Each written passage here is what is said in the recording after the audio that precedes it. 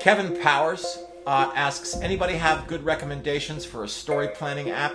Not scripting, but a good tool to put story pieces together. First of all, when they said screenwriter support, I thought you were going to be giving me the support. I didn't know it was the other way around. I've actually never heard of a story planning app. That might be showing my age. Hi, this is Aaron Sorkin, and this is Screenwriter Support.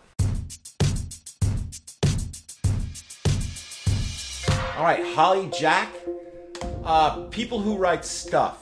How do you approach second drafts? Blank page and start again?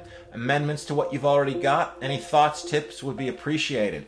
Yeah, great. Second drafts are really important. A friend of mine once said about me that I don't write scripts, I rewrite scripts. And here's what he meant. In the process of writing the first draft, by the time you get to the end, you've sort of discovered what the movie is about. Because it may not end up that first draft being about what you thought it was going to be about when you started writing it. You plotted a course to go due north, but as you were going, you started going a little bit east and then a little bit more east, and when you end up, you're going northeast. So you figured out what the script is about. It's probably fat. It's probably long. Go back to the beginning of the script. Start writing it over again. Peel away the things that don't have anything to do with your story. Hang a lantern on the things that you need to bring into relief in the story. You're going to discover that a problem that you have in the third act isn't really in the third act. It's because you didn't set it up properly in the first. So, second drafts, I say, retype the whole thing. Sharpen up that joke that's kind of clunky. Sharpen up that dialogue that's kind of clunky. Get it down to its fighting weight. That's what I do anyway. Thanks a lot for the question.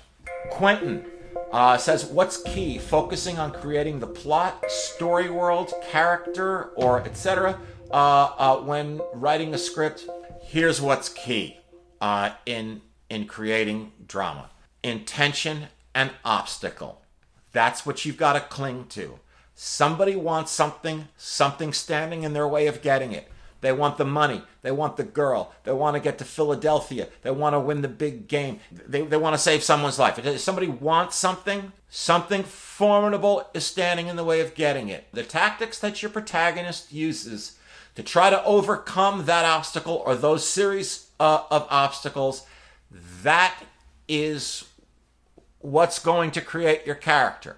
Because you're not going to tell us who this character is. You're going to show us what this character wants. It doesn't matter if they succeed or fail in their quest. It matters to you. It doesn't matter to storytelling. It's just as good a story if they fail as if they succeed. What matters is that the intention be important to them, and that we understand why it's important to them. And the obstacles have to be real. Tension and obstacle.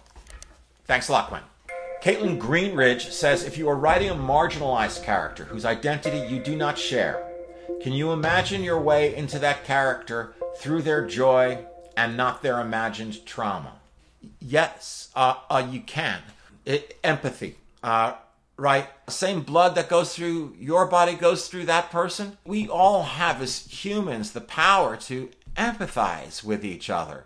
To understand each other's lives, and to put any character we want into a dramatic situation, because the most important thing in your story isn't going to be someone's sexual orientation, their skin color, their religion, whether they are able-bodied or disabled. The most important thing in your story is going to be intention and obstacle. What does this character want? And what's standing in the way of getting it? And I assume that because you're interested in telling this story, you are interested in what the character wants and what's standing in their way of getting it, or you think it's a great comic premise with which you can use your sense of humor, or you think it's a great premise with which to tell a murder mystery, or a romantic comedy, or anything like that. But I really think it's important that writers not start to get cautious because they're scared of being offensive. Stereotypes should be avoided, whether it's, as you say, someone from a diverse population or someone who looks exactly like you. You want to avoid all kinds of stereotypes, not just because of racial or ethnic sensitivity. Stereotypes are just bad in writing. I can be different in every possible way, but if that person is a father, I'm a father. If that person is also a father, I feel like I know everything about them that's important to know, that you can know as a stranger. I can empathize with that person. You don't want to judge that person. You want to defend that person. You want to be able to make that person's case to God why they should be allowed into heaven. Do not feel that you are required to write about yourself and your world. Write about any world you want. You're making the world.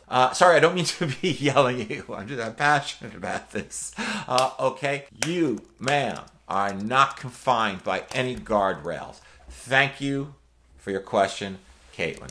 Okay, so Matthew Ward says, if you could write an episode for one TV show, which one would you choose?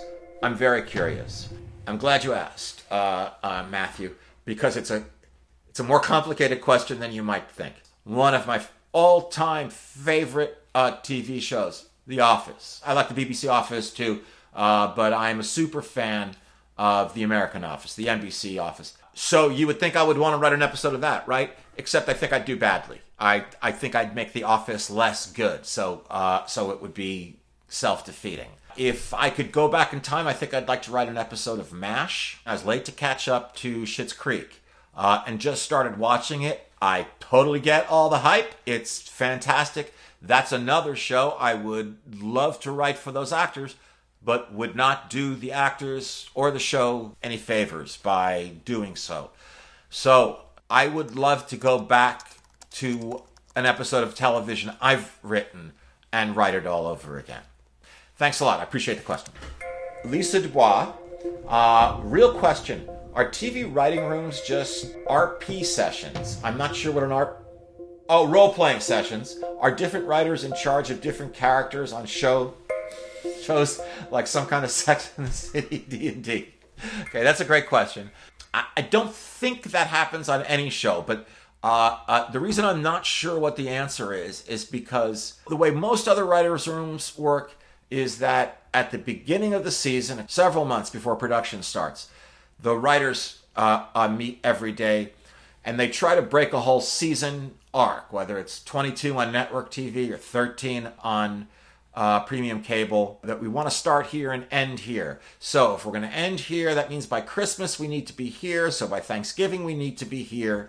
Then they get more granular. Okay, so we need to do this by episode 1, this by episode 2. And they'll simply assign, you take episode 1, episode 2, episode 3, episode 4. I want you to turn in story pitches in 5 days, and a week after that it's going to go to outline, and a week after that it's going to go to first draft, and then the showrunner ultimately runs it through there. The writers' rooms on the 4 shows that I've done, that's Sports Night, The West Wing, Studio 60, and The Newsroom, work entirely differently than writers' rooms on other shows, because I'm writing different episodes. While I'm writing an episode, I have a leader in the room, the person running the room. I can come in and say, what are you guys are thinking about? And they'll say, what if Josh is subpoenaed to appear in front of a committee and this happens? That kind of thing. We'll start banging out that story. So they're just trying to break stories. It was an ordinary day when all of a sudden, what makes this night different from all other nights? That's how stories and drama go. That's how our writer's room works. My shows were run like not a well-oiled machine. Thanks a lot for your question. Shah Ali Riyadh, have you been inspired or influenced by the quality of writing of particular TV shows and or movies?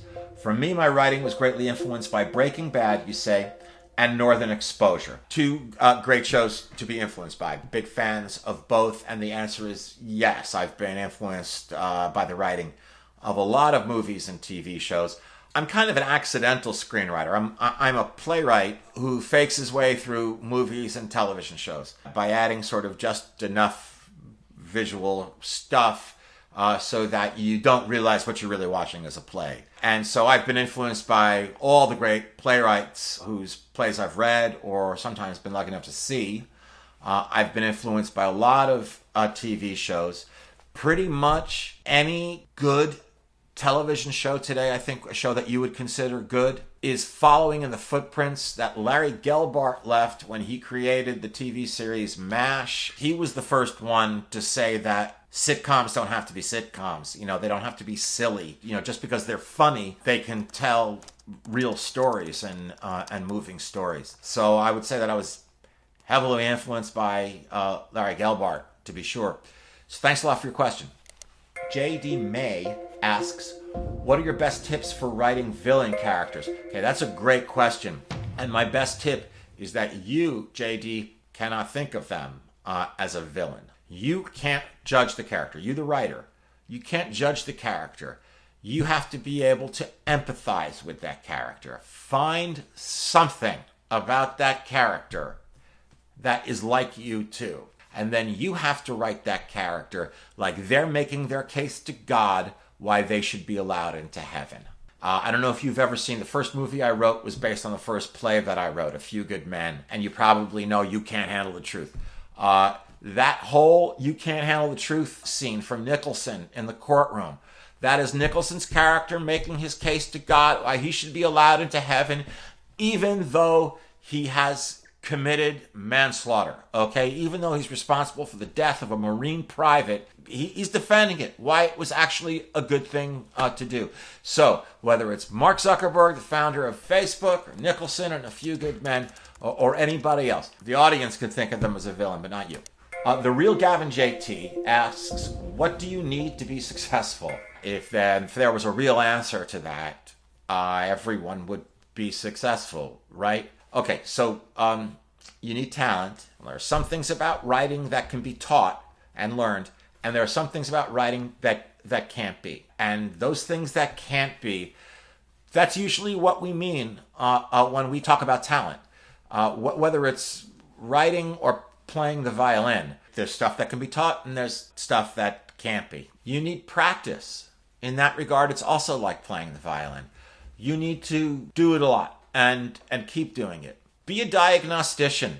When you see a movie you don't like or an episode of television you don't like, don't be like your friends who don't necessarily want to be writers, who are just saying, oh God, that sucked, man, and they're just making jokes about everything. Go ahead and make jokes, and it's okay to say that sucked, but then when everyone leaves and you're going to sleep, try to think about what was wrong. Same thing when you love something, okay? So when you're done with the experiential thing, think about what was so good about that scene. What was so good about that moment? Was it the little push-in that the camera did? Was it the way that the joke was set up? Was it the fact that it wasn't scored at all? It was completely dry? Or was the whole scene saved by score? I know when I'm talking about score, it doesn't sound like writing things, but it is. So that, a little bit of luck. Thanks a lot for the question. These were great questions. Thanks a lot. And let us know what you thought.